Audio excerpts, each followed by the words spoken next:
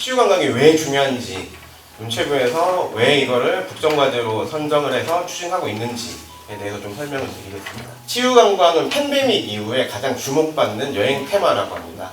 그리고 이제 고부가 가치 관광이라고 합니다. 치유관광 잘 키우면은 관광객이 더 늘릴 수 있다, 이런 뜻이고요. 하지만 치유관광 목적으로 오시는 분들이 돈을 훨씬 많이 쓰십니다. 저도 와서 이제 좀 일찍 와서 좀 둘러보니까 참 이게 누릴 수 있는 것도 많고, 제가 요 돌아보면서 약간 정책적인 아이디어들을 조금 했는데, 그거는 나중에 말미에 제가 감히 한번 제안을 좀 드려보도록 하겠습니다. 전통문학 과장인데 왜 이 치유관광에 대해서 발표하느냐 궁금해하실 분들이 있을 것 같습니다. 한 2달 전까지 문화체육관광부에서 융합관광 산업과장으로 치유관광 관련된 내용으로 이제 정책 사업도 진행을 하고, 앞서 좀 언급되었었지만 법제화도 진행을 했었습니다. 그냥 이제 치유와 관련된 그 국가 정책 현황에 대해서 그냥 정리해서 들어보신다고 한번 생각을 하시면 좋을 것 같아요. 그 시행이 가장 먼저 이제 빠른 순부터 현재까지 이제 그 시간 순으로 좀 정리를 했고요. 치유와 관련돼서는 산림청에서 제일 먼저 정책을 시행했습니다. 그래서 법도 2가지입니다. 산림문화휴양에 관한 법률, 산림복지진흥에 관한 법률. 그리고 해양치유는 해수부에서 2021년 2월에 시행이 되어서 해양치유 자원의 관리 및 활용에 관한 법률. 그리고 치유농업농진청에서 치유농업 연구개발 및 육성에 관한 법률. 그리고 이제 또 산림청에서 정원치유에 관한 또 내용으로 법이 또 제정이 되었습니다. 수목원 정원의 조성 및 진흥에 관한 법률.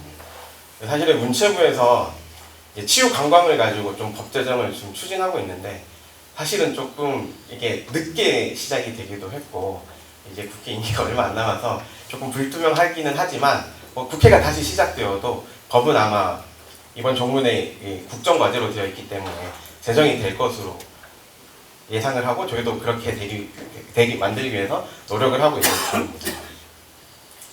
그 입법 목적을 제가 쓴 이유는 뒤에서 좀 설명을 드리겠지만, 이제 치유관광 이전까지는 사실은 이게 치유라는 개념을 가지고 국민들에게 좀 복지 정책적인 의미가 좀 강했어요. 그래서 입법 목적에도 보면은 이제 주로 그런 내용들로 좀 이렇게 일조에 정의가 되어 있는 것들을 확인할 수 있었습니다. 비슷한 내용인데 이 법 제도 하에서 각 부처에서 추진하고 있는 대표 정책 사업들을 좀 정리를 해봤습니다. 그래서 산림치유와 관련해서는 치유의 숲이라는 거를 국립으로도 조성을 하고 공립으로도 조성을 하고 조성을 해서 산림치유 지도사라는 인재를 이제 국가 자격증을 운용을 하면서 국민들에게 이제 여러 가지 산림과 관련된 그 치유 서비스를 제공하는 일들을 하고 있고, 그런 것들을 하면서 국민의 건강생활 실천 지원금제와 연계를 해서 이제 그런 국민들에게 좀 혜택이 돌아가게끔 하고 있고요. 치매 예방, 저출산 극복 이런 것들과 이제 같이 연계를 해서 여러 가지 정책 사업들을 하고 있습니다. 해수부 같은 경우에는 이제 해양치유센터, 이게 이제 해수부의 대표 사업입니다. 그래서 완도에서 이제 군수님 리더십하에 너무 잘 조성이 된 것 같아서 저도 와서 이제 좀 일찍 와서 좀 둘러보니까 참 이게 누릴 수 있는 것도 많고, 제가 요 돌아보면서 약간 정책적인 아이디어들을 조금 했는데, 그거는 나중에 말미에 제가 감히 한번 제안을 좀 드려보도록 하겠습니다. 그리고 이제 그 치유 농업과 관련돼서는 농진청에서 농촌 치유와 관련된 여러 가지 다양한 자원을 발굴하고 생애 주기별로 맞춤형 컨텐츠들을 개발을 하고 효과 검증도 하고 있고요. 그 다음에 여기서도 거점기관을 치유농업확산센터를 25년에 김해에 이제 하고 광역지자체별로도 설치를 합니다. 그리고 인력도 양성을 하고, 그리고 복지적인 관점에서 치매 예방이라든지 여러 가지 사업들을 추진하고 있는 것으로 알고 있습니다. 정원 치유 같은 경우에는 이제 국가정원, 이제 울산 태화강이라든지 순천만 국가정원에서 이제 그런 인프라들을 확충하는 일들을 하고요. 그 안에서 이제 국민들에게 그 다양한 치유적 관점에서 프로그램을 제공하는 일들을 하고 있습니다. 치유관광과 관련돼서 문체부는 어떤 일을 하고 있는지는 뒤에서 좀 상세하게 제가 설명을 드릴 수 있도록 하겠습니다. 그래서 제가 이제 다른 부처와 구별되는 그럼 우리 문체부의 치유 정책의 특성은 뭘까라고 좀 고민을 해봤는데 두 가지인 것 같습니다. 이게 뭐 간단하기는 하지만 중요한 좀 시사점이 있는 것 같습니다. 그래서 정책 대상이 해수부, 농진청, 그 다음에 산림청에서 하는 그 사업들, 정책, 입법이나 목적이나 이런 것들을 보면은 우리 국민들에게 맞춰져 있습니다. 그리고 이제 국민의 삶의 질을 어떻게 높일 것인가에 초점이 맞춰져 있습니다. 복지적 관점에서 하는 것 같고요. 문체부는 조금 그 다음 스텝이기는 하지만 이제 융합관광산업과라는 부서의 특성일 수도 있지만 한 걸음 더 나가 있긴 합니다. 어떻게 하면은 우리 치유관광을 가지고 외국인들이 우리나라에 좀 오게 할 수 있을까에 사실은 고민이 맞춰져 있습니다. 근데 이게 따로 떨어지는 건 아닌 것 같고요. 제가 생각하기에는 우리가 이제 치유 자원들을 이게 완도처럼 잘 만들어 놓고 해놓으면은 충분히 외국에도 먹힐 수 있는 컨텐츠라고 저는 생각을 합니다. 홍보도 해야 되고 관광과 관련된 호텔이든 뭐 교통편이든 인프라도 확충을 하면은 충분히 이거는 우리 국민들뿐만 아니라 외국인들에게도 소구력이 있는 이게 컨텐츠가 될 수 있다라는 생각을 오늘 하게 되었습니다. 그러면 이제 문체부에서 하고 있는 치유관광 정책인데 그 전에 치유관광 산업 현황에 대해서 제가 조금 설명을 드리고 그럼 치유관광이 왜 중요한지 문체부에서 왜 이거를 국정과제로 선정을 해서 추진하고 있는지에 대해서 좀 설명을 드리겠습니다. 치유관광은 팬데믹 이후에 가장 주목받는 여행 테마라고 합니다. 그리고 이제 고부가 가치 관광이라고 합니다. 그래서 이 산업을 잘 키우면은 이제 산업적으로도 의미가 있다. 뭐 이런 게고요. 세 가지 정도 이유인데 이제 사실은 앞으로도 계속 커갈 거라는 거죠. 치유관광은 이제 주로 여행을 가면은 많이들 이제 고민을 해보셨을 건데 내가 여행 가는 목적이 좀 정해져 있지 않습니까? 어떤 나라로 어떤 활동을 주로 생각을 하고 간다는 게 정해져 있을 텐데 그런 관점에서 좀 이해를 하시면 될 것 같고 그 다음에 글로벌 대표 치유관광 시장이 사실은 우리나라에 많이 오시는 방한관광객과 일치합니다. 미중 1인데 그 시장하고 우리나라에 많이 오시는 그 시장이 미중 1 국가입니다. 그래서 거기에 일치하기 때문에 치유관광 잘 키우면은 방한관광객 더 늘릴 수 있다. 이런 뜻이고요. 그 다음에 뭐 이게 딱 생각해 보셔도 그렇겠지만 치유관광 목적으로 오시는 분들이 돈을 훨씬 많이 쓰십니다.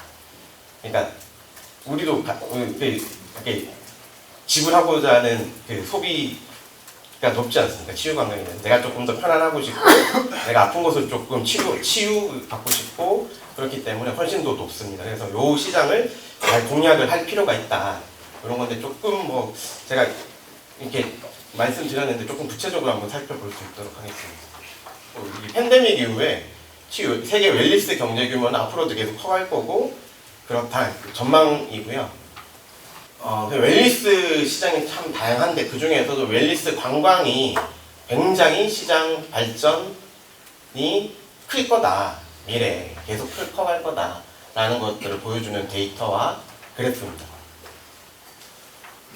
두 번째는 글로벌 웰니스 시장 국가 순위를 보면 미중 1위입니다. 근데 이제 우리 한국을 찾는 방한관광객들도 사실은 미중 1위입니다. 시장이 정확하게 일치를 하거든요. 그래서 우리가 이제 한국 내에서 좀 치유관광 컨텐츠들을 잘 키워놓으면은 미중 1에서 더 올 거다. 이렇게 이제 보고 있는 거고요. 그 다음에 치유 목적의 관광객은 일반 관광객 대비 해외 여행 중에는 35%, 국내 여행에서는 177%를 더 많이 소비한다는 통계 자료가 있습니다. 그래서 20년 수치기는 하지만 이제 일반 해외 관광객보다 35%를 더 소비하고 국내에서도 일반 국내 관광객보다 177%를 더 소비한다는 내용이 있습니다. 사실은 제가 이제 말씀드린 세 가지 내용 때문에 저희가 이 관광시장, 치유관광시장이 굉장히 중요하다고 보고 있는 걸 한 번 더 정리한 내용이고요. 이제 그러면은 뭘 하고 있는지 조금 간략하게 문체부에서 뭘 하고 있는지 설명을 드리겠습니다. 사실 문체부는 관광과 관련돼서 한국관광공사와 일을 같이 하고 있습니다. 그래서 뭐 이제 관광공사에서 주로 집행하는 일을 맡고 있기 때문에 뭐 그런 것들을 좀 참고하셔서 이제 봐주시면 될 것 같습니다. 저희가 이제 추천 웰니스 관광지라는 것들을 선정을 해서 발표를 합니다. 그래서 각 지자체에서 치유관광지로 이제 신청을 하면은 저희가 선정이 된 지자체는 홍보도 해주고, 해양관광, 해양치유센터도 아마 이게 저희가 신청을 하면은 당연히 될 것이라고 경쟁력을 갖추었다고 볼 수 있을 것 같아요. 그다음에 올해 웰니스 관광도시라는 사업이 사실은 작년에는 있었는데 올해는 조금 아마 추진이 안 되는 걸로 제가 알고 있습니다. 그다음에 그 외에도 그 치유관광 서비스 품질 개선을 위한 뭐 종사자 역량교육 사업이랄지, 그다음에 치유관광 관계자 정기 협의체에 모여서 이제 정보들 교환하고 하는 일들, 그다음에 산업 통계 조사랑 이용자 만족도 조사 등을 실시하고 있습니다. 그 외에도 이제 사실은 저희가 외국에 참 많이 나갑니다. 이제 방한 관광객을 모셔와야 되기 때문에 외국에 가서 이제 저희가 프로모션 활동을 하는데, 그때 이제 가서 이제 전시 부스를 만들어서 대한민국의 치유 관광은 이런 이제 콘텐츠들이 있습니다. 소개도 많이 하거든요. 그런 내용이랄지.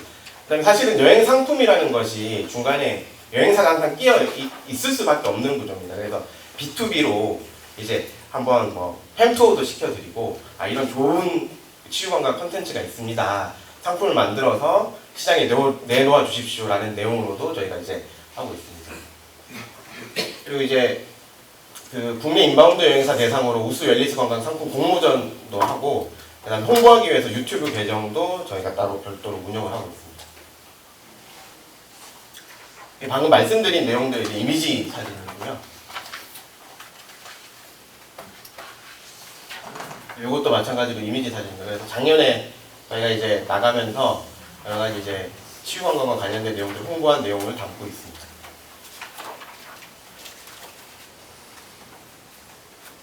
근데 이제 치유관광 산업 육성에 관한 법률안 내용이 주로 어떤 게 담겨 있는지 궁금해하실 것 같아서 그 내용 잠깐 설명드리고, 향후 이제 치유관광 관련된 문체부의 정책 추진 방향은 어떤지에 대해서 간략하게 설명드리겠습니다. 사실은 치유관광 산업 법률 내용은 뭐 저희가 이제 기본 계획도 수립할 수 있게끔 되어 있고, 그 다음에 이제 치유관광 등록, 산업 등록, 우수 치유관광 시설 인증하는 내용도 들어가 있고, 이제 뭐 실태조사, 통계 작성, 여러 가지 이제 인재 양성, 재정 지원, 그 다음에 치유관광 산업 지구 지정 해제 뭐 이런 내용들이 들어가 있는데, 사실은 가장 중요한 거는 여기 협력 체계 구축입니다. 이게 이제 저희가 그 치유와 관련돼서 앞서 이제 서두에서 말씀드렸던 것처럼 여러 가지 관계 부처들이 많이 있는데, 관계 부처들은 주로 이제 아까 복지적인 측면에서 치유 관광, 치유 자원들을 사실은 개발도 하고 발굴도 하고 그러고 있지 않습니까? 그런 것들이 좀 경쟁력이 있다 그러면은 저희가 이제 해외 홍보를 하는 일들을 아마 문체부에서 잘할 수 있지 않나 싶습니다. 상품을 만들고 해외 홍보를 하고, 그분들이 관심을 가지고 한국에 왔을 때 좀 멀기는 하지만 완도에 와서 진짜 치유의 경험을 한번 해보고 그럼 또 다시 오고 싶고, 뭐 그런 게 필요하다 그러면은 이 법은 반드시 필요하다고 저희는 보고 있고요. 저희는 지금 저희 다른 부처에서 하고 있는 많은 치유 자원들을 이 법이 있으면 더 잘 엮을 수 있습니다. 기본 계획이 있고 협의체가 있기 때문에 잘 엮을 수 있고 그걸 해외에 잘 홍보할 수 있다. 그래서 법은 반드시 제정이 되어야 된다, 될 것이다, 이렇게 말씀을 드리고 싶습니다. 사실은 이제 뭐 치유관광 하면은 사실은 인접한 일본이나 뭐 태국이나 여러 가지 떠오르는 이미지들이 있죠. 그런데 한국적인 치유관광은 뭐냐라는 것들을 사실은 브랜드를 좀 만들어 가야 되는 일들을 해야 될 것 같고요. 그다음에 해외 마케팅 사업도 B2B든 B2C든 좀 강화를 해야 될 것 같고, 그다음에 사실은 올해 이제 저희 그 윤춘 장관님 오셔가지고 이제 사실은 방한관광객 2천만 명이라는 계획을 세우셨습니다. 발표도 하셨고, 근데 이제 제일 그 2천만 명이라는 수치가 사실은 쉽지 않은 거거든요. 저희가 코로나 이전에 19년도에 1,750만 명이 가장 높았을 때 2천만 명이라는 게 쉽지 않은. 저희 이제 여러 가지 다양한 정책들, 뭐 이렇게 교통이든 항공이든 숙박이든 다 꼼꼼하게 준비를 해야겠지만, 이제 좀 이게 전략을 세운 거는 테마별로 한국을 찾을 수 있는 이유를 좀 만들어 드리자. 그래서 대대적으로 이제 각 컨셉별로 이제 그 환대 행사를 할 겁니다. 그래서 6월에 이제 웰니스, 뷰티 이런 쪽으로 이제 환대 행사를 할 거고 거기에 맞춰서 여러 가지 이벤트들도 다양하게 열릴 거고 해외 홍보도 좀 전략적으로 해 나간다는 생각을 가지고 있습니다. 여기까지가 제가 이제 오늘 준비된 내용이고요. 그 뭐 앉아서 여기 시설도 둘러보고 앉아서 이제 발표 주제 내용 들으면서 저도 이제 나름대로 생각을 해봤는데 국내 분들이 좀 와서 할 수 있는 일들이 뭐 할 수 있게 활동할 수 있게 하는 게 뭐가 있을까라고 했는데 사실은 이미 오래전부터 그러니까 재작년부터 이제 나온 개념이긴 한데 저는 이게 워케이션에 참 적합한 공간이다 라는 생각을 했습니다. 이게 사실은 이렇게 워케이션 이게 와서 치유도 하고 내가 하는 일에 대해서 생산성도 유지를 하고 오히려 치유를 경험함으로써 생산성도 더 높아질 수 있겠죠. 근데 이제 우리가 IT 시설은 이미 뭐 전 세계에서 가장 앞서 있고 조금만 신경을 써서 시스템이랄지 이런 것들만 좀 신경을 쓰면은 충분히 일할 수 있는 환경을 여기 이 공간 안에서 만들 수 있을 것 같거든요. 여기 와서 회의도 화상으로 충분히 회의도 할 수 있고 와서 일을 할 수 있게 하면은 저는 이게 참 경쟁력이 있는 공간일 것 같다. 그런 생각을 하게 되었습니다. 이상입니다.